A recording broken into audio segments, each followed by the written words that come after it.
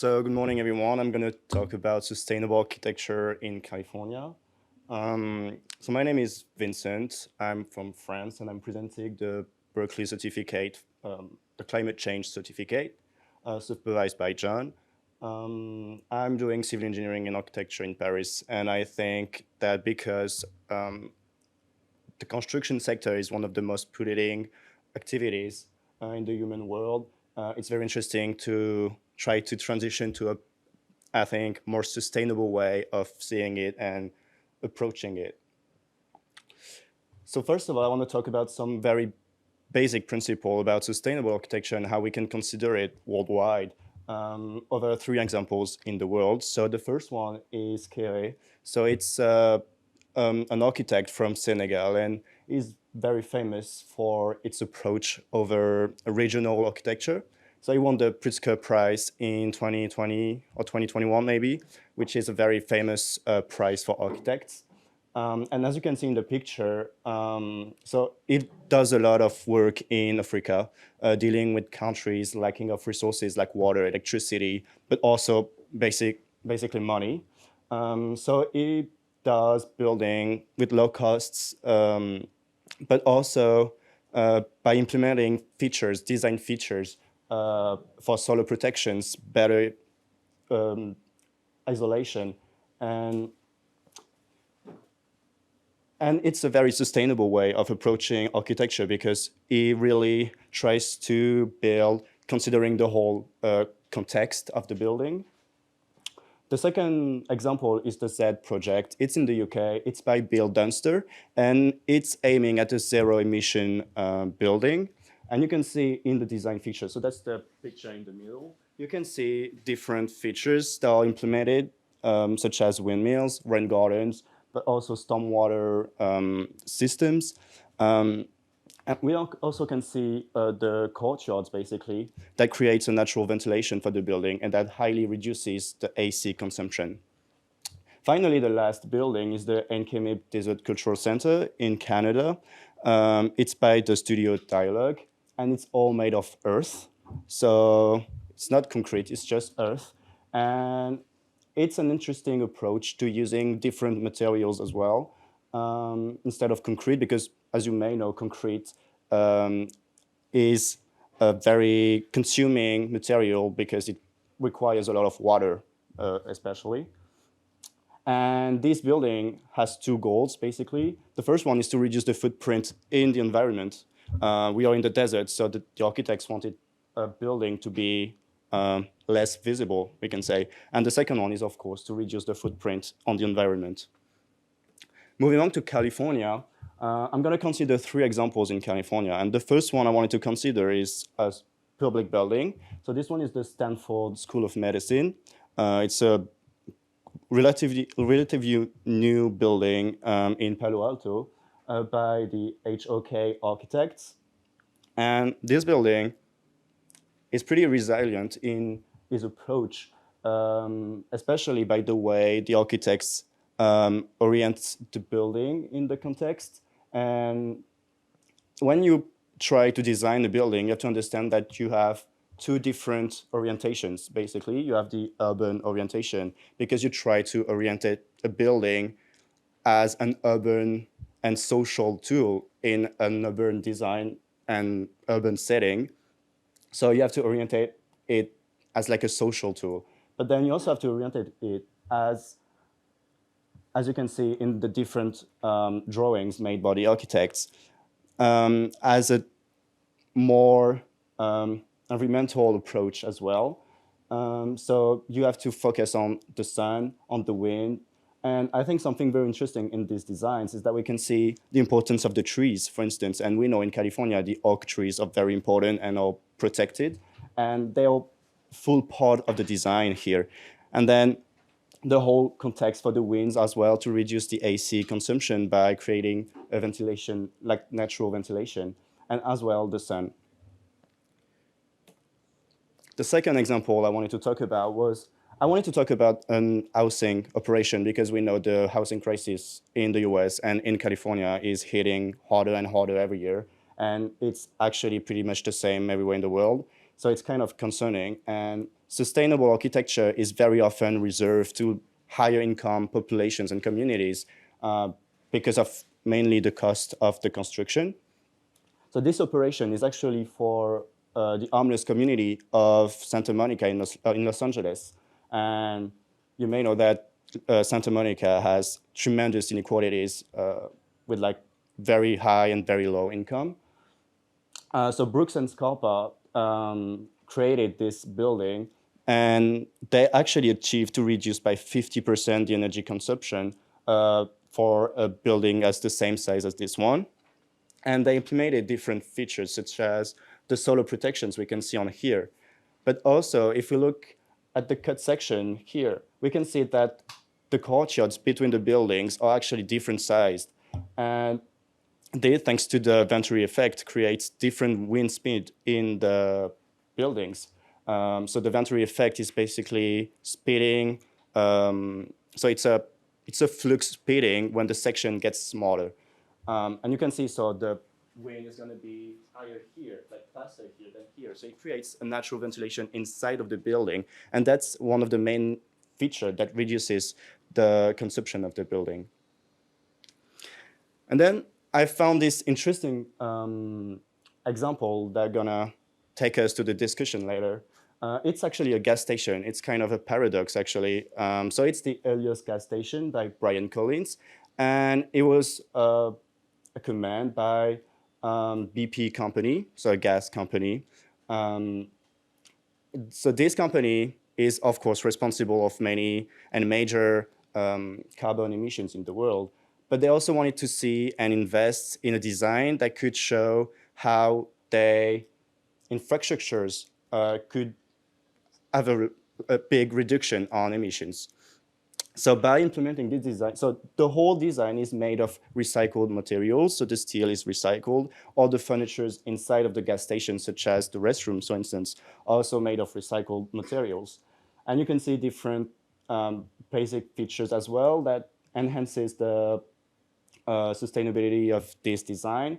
For instance, the slope in the image in the middle, you can see basically is for water. So the water goes down and then just goes in the ground. And it's a very resilient way as well to fight against impermeable grounds in cities. But then on the other hand, by seeing this design, we can ask questions about sustainable architecture and how it's seen in the world today. And so BP company is ordering this design, but at the same time, it's a gas company that highly emits a lot of consumption. So we can wonder, is sustainable architecture a race for image or a race for a better future?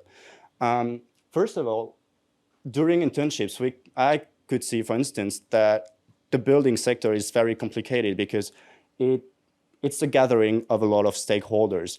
And it's very often complicated to have the same opinions on different things. And especially on sustainable architecture, because you have such a broad spectrum of different stakeholders, such as engineers, architects, but also consulting firms and people dealing with the money, and also the construction workers. It's complicated to have everyone in touch with sustainability in the building sector. So I think one of the first things would be to educate people so they could really understand what sustainable architecture can be and how it really is, and not just maybe the overview of it. But then at the same time, we should also take ourselves, question ourselves about that and wondering, am I doing this for the right reasons as well? And if we take these two examples, so I'm going to talk about the first. So the first one I'm going to talk about is the one on your right. It's the Biodiversity Tower in Paris by Edouard François. And this project was sold to the city of Paris as a tree-planted tower that was supposed to show how biodiversity could be implemented in cities and in future building designs. And it was the main argument for this building. But then at the same time, the design features created for supporting the plants were basically a cylinder of 30 centimeters wide. it's obviously not enough for a plant to grow. And you can see on the picture, it's actually a deceiving visual for this building. And I think maybe the idea was there, but the design features implemented were not supporting the idea. And I think when you really want to be sustainable, you should put this argument as the first one. And if we look at the biodiversity tower, the vertical forest by Bueri, so that's in Milan, in Italy, you can see the total difference. Basically, it was the same argument. We want a planted building and we want trees in the city so we can capture carbon dioxide, for instance. But the approach Bueri has on it is that trees are the main thing in the building, and it gives a bigger importance to trees in the design by creating basically big places for trees instead of terraces for people, for instance. And I think it's a very interesting contrast between these two similar contexts, but that have very different results at the end of the day. And I highly recommend you to read Bueri manifesto on planted cities and planted buildings, because I think he is an architect that really shows how sustainability should be approached as a like collective movement. But so in the manifesto, he urges for a global action to build different cities and try to understand that we have to change the construction sector. And I think by involving people in this process and explaining them why they should change towards this transition, this is how we can achieve a transition to sustainable architecture. Thank you.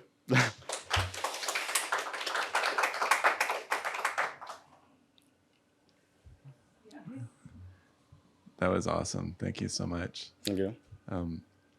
Do you have any opinions on co-housing or kind of cooperative housing where it's not so individual based? Yeah, of course. I think it's so it's. I was focusing more on the construction of the building, but then you also have different organizations in the building that can be implemented so it can be more sustainable. And for instance, if we look at Switzerland, they are maybe the best at doing collective housing. So they have cooperatives and they share a lot of spaces together. And I think it's a resilient approach as well to architecture. First of all, there is the social link that is obviously important. People working remotely, and also the fact that sometimes it's more complicated to meet people. I think it's a good way to have a social link in a building as well, and it creates a community inside of the building. It also, of course, it's a reduction of emissions because you can have a collective heating for the building, a collective water system for the building. So both socially and in a sustainable idea, I think it's a good thing. Thank you. It just brings its own challenges, and it can be difficult to share housing with people if we're not used to living like that. Of course, but then it's also, I think if you want to commit to it, you have also to take the backsides of it. And it's maybe complicated, of course, but then it's also the question, should we let a little bit of the comfort to change towards a different world?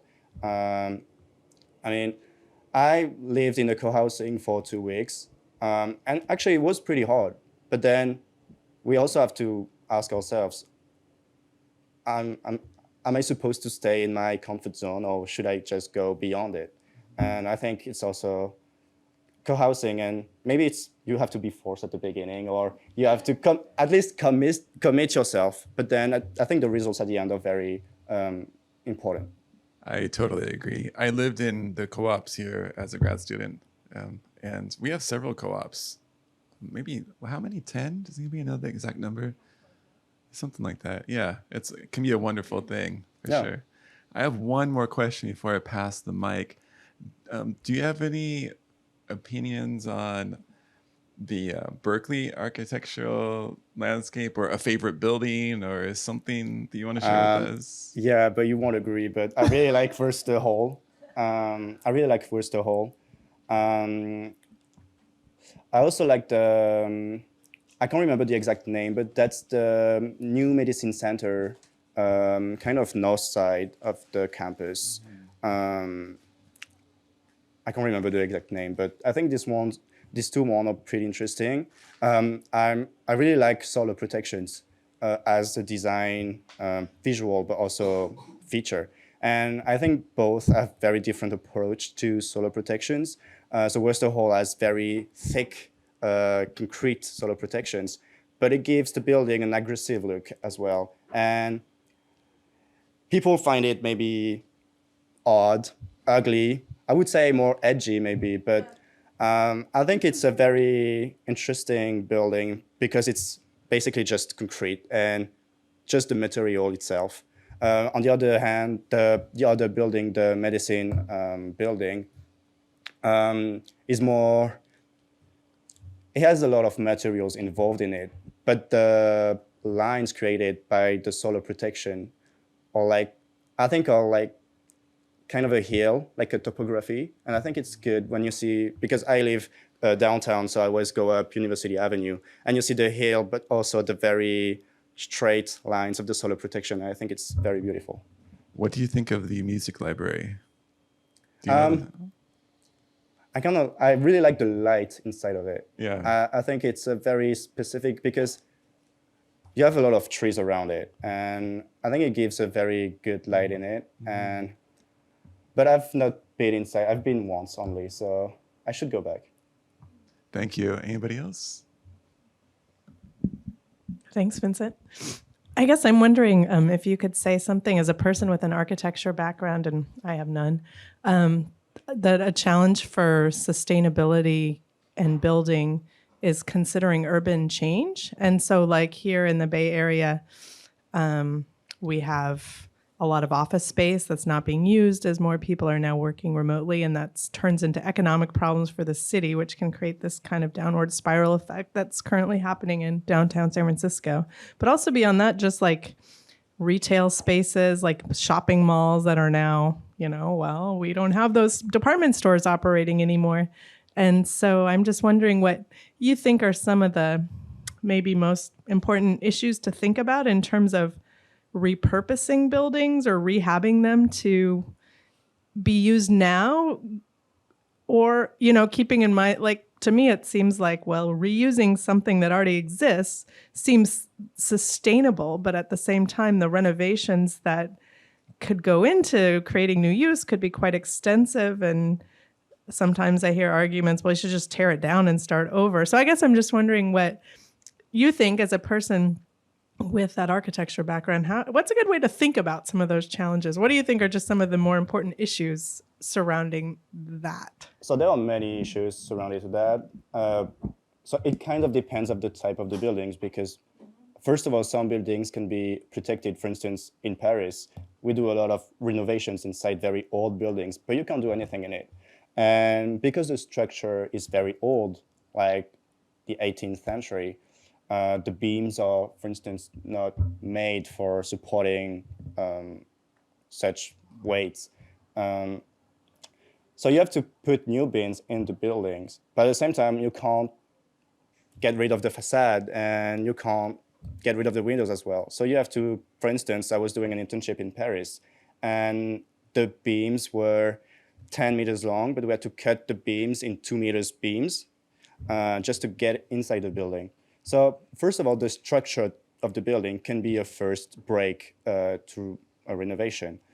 But so I was focusing more on new buildings, but of course, I think, in my opinion, turning old buildings into more resilient ones are actually the good approach to sustainability, because of course you don't have to use that much materials to build. I think the main problem might be the private ownership as well. It's always complicated when you have, for instance, like a tower downtown San Francisco owned by a private company.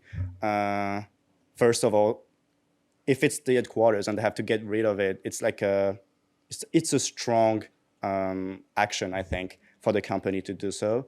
But it involves a lot of money as well.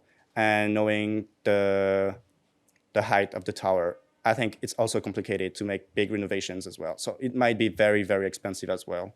But I think it would be interesting, especially in San Francisco, knowing that most buildings are like empty now. Okay, since we're running a tiny bit ahead of schedule, I thought I would squeeze in my own question. So I think this is incredibly important research, and thank you for taking this on and sharing it with all of us. And I have some familiarity with this topic. I'm married to an architect that focuses on sustainable design. So I wanted to ask you, how did you approach your research for this project? So it was basically readings. It was also reusing materials that I had from my architecture school in France, because I think engineers and architects are already entrained in this transition towards a very resilient and sustainable approach. So we have classes basically dealing with it. And last semester in France, I had conferences with architects coming to my school and explaining how they approached architecture. So I used my notes from the conferences, then different readings. I have the bibliography. If you want, I can share the bibliography. And then I think it's just, you have to be interested in it. And it's sustainable architecture is not that complicated. It's basically principles that can be easily understood by everyone. And I think just by sketching cut sections and doing arrows to understand that the wind is going this way and not this way, and the solar protections are protecting this area, not this area. I think it's just an interesting game to do, and also knowing that most buildings made now are doing environmental studies and are trying to be more resilient. The architect's website have a lot to offer. So I used for both the three examples the architect's website nearly only. So I think we all know we have to change. So we're all doing what we have to do to change. Thank you, Vincent. Excellent.